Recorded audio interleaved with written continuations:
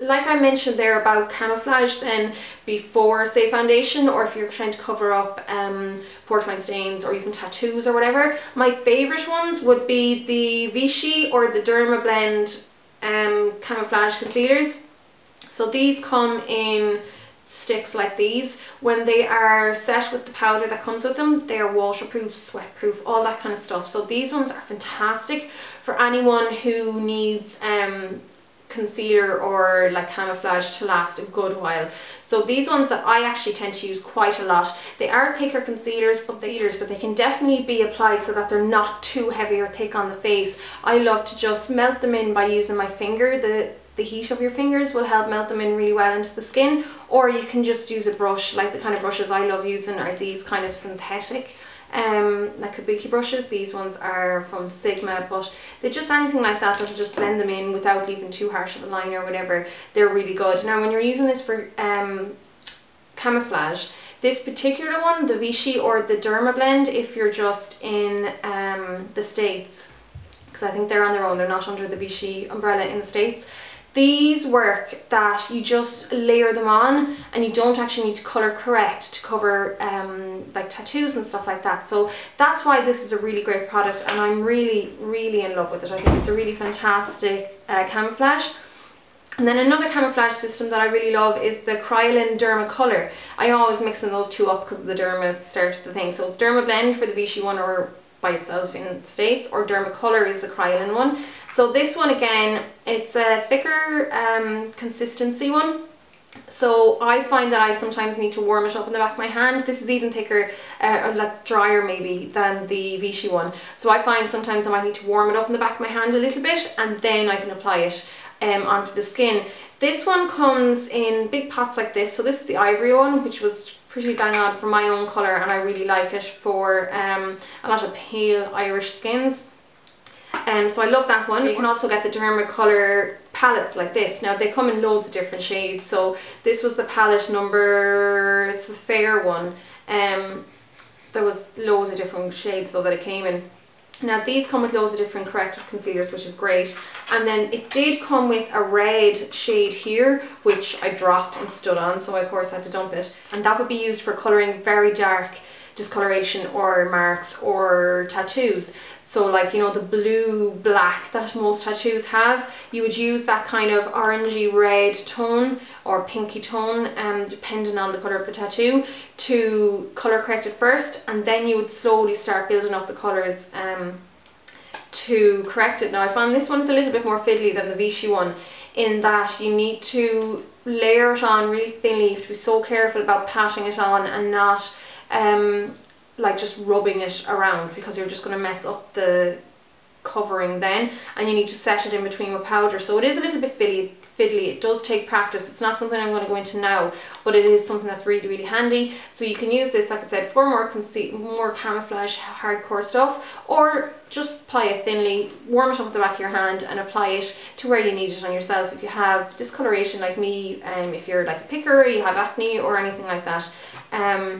So this is another one that I get a lot of use out of, and I love that there's just so many different colours and different shades in the one little concealer, and it does take ages to get through them. So that's fantastic. Also with the ones where they're very pale, like this one here, which is the D406, great for if you want a little bit of like more of a natural highlight, because it's not shiny or anything like that. It'll just say change the colour of your skin, lighten it when you are pale. So for pale people, that one's good for highlighting. Then of course, if you're trying to colour correct like something, this is what I mentioned earlier, where you'd be popping on the colour first, and then you could just use a normal concealer like your MAC Studio Finish concealer on top of it. You just make sure that you pat this on over the colour corrected one so that you don't move that that you've already put on. Now some of my favourite just regular face concealers, again that Screen Face one is great for older skin, someone who needs something a little bit richer, a little more emollient, someone who's maybe very dry skinned or a bit dehydrated. This one's really good for the face. You might need to set it with a bit of powder, but nothing too overly heavy. Then These guys are ones that I've had for ages, and I used to love using these, and I have them in my makeup bag because I find they're so handy. These are these little like crayons, or however you call them. Now MAC, it used to be called the Studio Touch Up Concealer. It's discontinued a long time ago, and I still have my little bit of it in the NC15.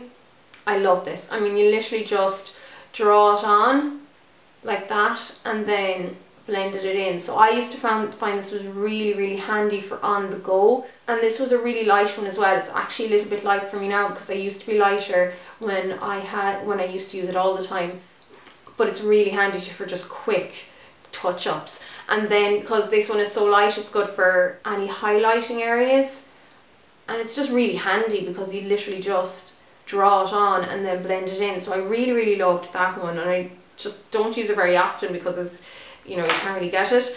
The Benefit It Stick is pretty much the same thing, so this is another one that pretty much does the same thing. They're great for if you want to just lighten up, say, areas around the nose where you have like an indented area that would have a shadow and would also naturally be dark. So handy for that kind of thing as well. So you literally just use your fingers then to blend it in, and then you could draw just a little line of it, so you can almost be a bit more precise because it is in a pencil shape. Just draw a little bit of a line of it down the center of the nose and then use your finger to blend it out. So those are ones that I always really liked. I find they're a little bit harder to get hold of nowadays, and then of course if you're using them on other people you have to be more careful with hygiene and like wipe it with alcohol and stuff, but I wouldn't really use these on other people. I just more use these for personal use, and not so much anymore, more because I've kind of forgotten about them. I've had them for so long. Of course, that one that I showed there a second ago, the MAC one, this guy here, the Studio Finish Concealer, this is just a great one for general, you know, discoloration or uneven tone. The NW20 is quite a common one that we would use here in Ireland, or the NC20 is what I would use because the NCs are more yellow toned. So great for any redness.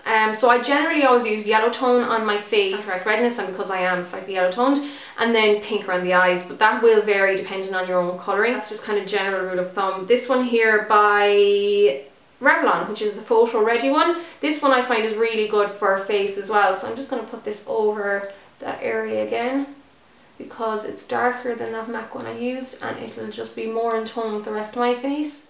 Again, if you're using these on other people, don't use it directly from the container because it's not hygienic, but I do use these like that on myself, and then every now and again I'll just, like every couple of days or so, depending on how often I'm using it, I'll just clean off the top with a bit of alcohol, and then you can see that that area is pretty well concealed now, without looking too ridiculously heavy or anything like that.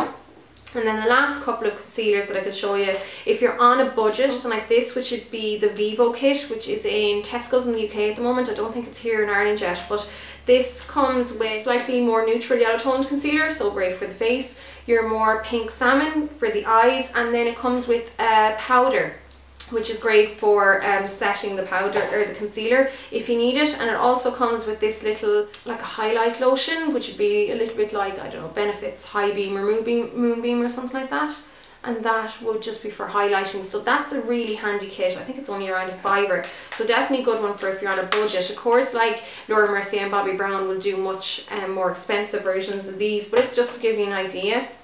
And then I personally keep my palettes, a lot of my concealers from my kit in these kind of palettes. So this is a Muji palette. Most of these guys are MAC Pro Full Coverage. I have like NC15 up to NC30 I think, and then my W10 up to NW30. And then like this kind of white one again is really good for highlighting when you're very pale. You have all these different tones depending on what colour foundation you're wearing or what your natural colour is or what your tan is and stuff like that. I have some of my Camouflage ones here, so this is really handy if you are professional and you're looking for a way of storing your concealers in your professional kit.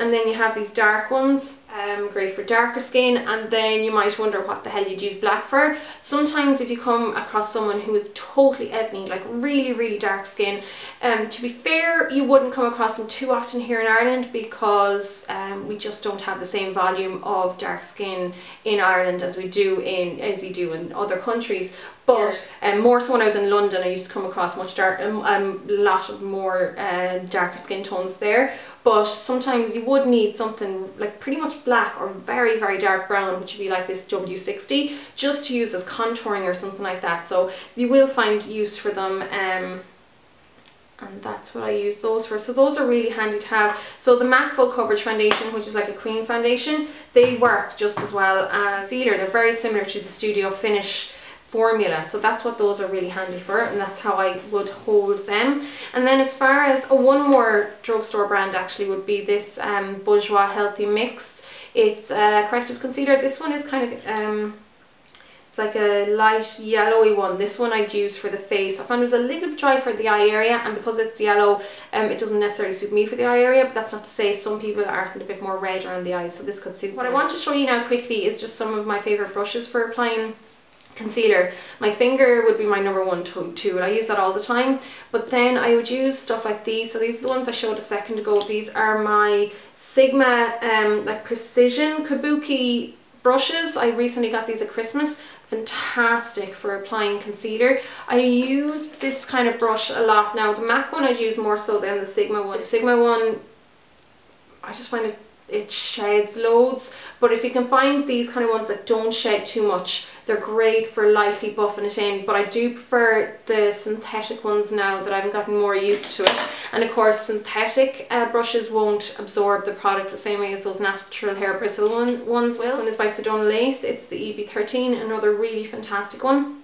So these duo fibre ones, the two-tone brushes, are generally really good for that kind of thing. And then like one of those smallish sizes, something else would be like the Inglash 4SS, although this is natural hair bristles, so it will absorb some bit more, but it still gives you an idea. Or these are kind of great then if you want to put a little bit of powder on and then set over where you've applied your concealer. So they're just to give you an idea of the kind of brushes that I use for applying. Now of course some of the more like traditional brushes would have been these little paddle brushes, or if you're talking in art terms, filbert. It's just like a little paddle shaped brush, and these you'd use just to pat down. They do work grand, and they're like I said, are the traditional ones, but I do just think that the newer like kabuki style ones work a lot better than the traditional ones, but they're not without their use. I still think they're really good. And that's it. So I'm just going to show you now how my eyes will look different by concealing them. So I'm going to put a little bit of I'm just going to use my finger as well, MAC Select Cover Up around. So I did put a little bit of corrector around the eye earlier, like you saw, but I wouldn't always do that depending on if I'm in a hurry or not. And that's all I do. I just pat it in. If you go rubbing, you're not going to have as much of a good coverage because you're taking off as much as you're putting on. Whereas if you pat it in, and it's less abrasive or less aggressive to the skin as well if you pat. I just think that looks so much more in tone with the rest of my face than this, which is like purple and blue, and just, if you need it and you can get away with it, you can always put a little bit of powder. I never powder around the eye area unless it's on younger people, to be honest, because it will just show up lines that shouldn't be there normally, or that normally wouldn't really be that noticeable. For my eyelid area, and some people don't realise that it's a good idea to conceal up here as well. Now sometimes I'll put foundation up here. I won't put it here because foundations, especially the ones that I wear, which are for oily skin, so they are drier, they will absorb, take away any moisture or oil or whatever in the face. I don't want anything that drying down here because there's no glands here as it is, and it's dry enough, so I'm not going to put foundation up above this natural ring. But I will up here sometimes, that doesn't really bother me. Now what I like to use is a yellow toned concealer above my eyelids, just because they are a little bit more red toned, and then you'll see the difference, especially when you have deep set eyes like my type of eyes, where there's a natural shadow there. And I find that it's just a massive difference when I brighten it up, and it just doesn't look as tired and as sunken and all that. So you can see there it's so much brighter, so much more awake looking and even toned than this side, which doesn't have any concealer on. And that's pretty much all I have to say about concealers for today. If you have any questions, just leave them below and I'll do my best to get back to you about them. And yeah, that's it. Thanks a million for watching, guys, and I'll chat to you all really soon. Slán!